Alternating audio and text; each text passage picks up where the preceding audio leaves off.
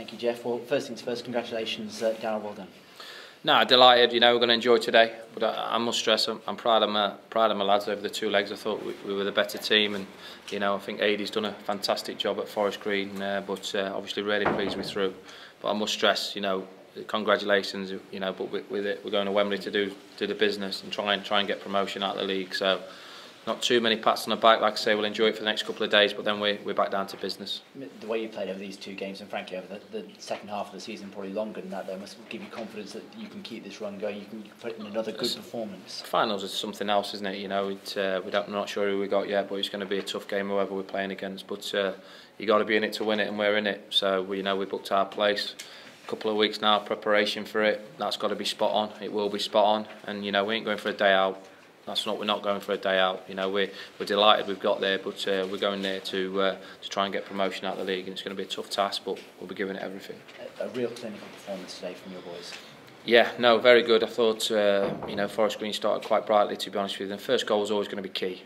Always going to be key, and we were fortunate enough to get it with Chris Lyons, who was superb all game, to be fair, and he's a great finish, and that sort of settled us down a little bit. And then second half, I thought was in full control. Forest Green have got to come out a lot more. They've got to plough men forward, but we calmed it down, and got another couple of goals, which is great. And that link-up play that has been so evident in recent weeks. I mean, the first goal, the way it was produced by the team, was as good as I've seen this season. Yeah, no, some good football, some good build-up play. They're a real hard-working bunch of players.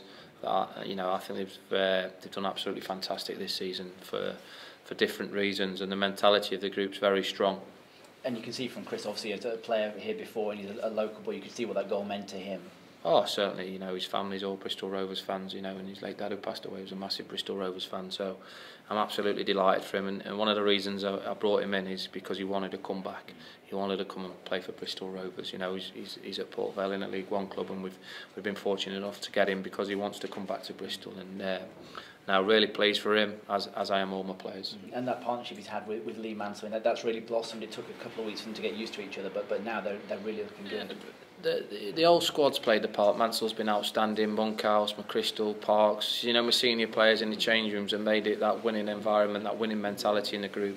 And put that in with some really hungry young players that want to better themselves. Has been, it's been a good blend. And when you look back to this time last year, what a difference 12 months makes. Yeah, I know, but like I keep saying, it'll only make a difference to me when I get Bristol Rovers back into League Two. We've got a mammoth task ahead at Wembley. The form that your players are in, are you worried about the extra expectation that will come at Wembley? You're getting carried away. Listen, let's enjoy it. Let's wait for the preparation of 2 weeks. I know what you're saying, all right, but I ain't going to worry about that. We're going to have a few days off, recharge our batteries, and trust me, my team will be ready for Wembley. No, make no bones about that. We'll be ready. We'll be focused.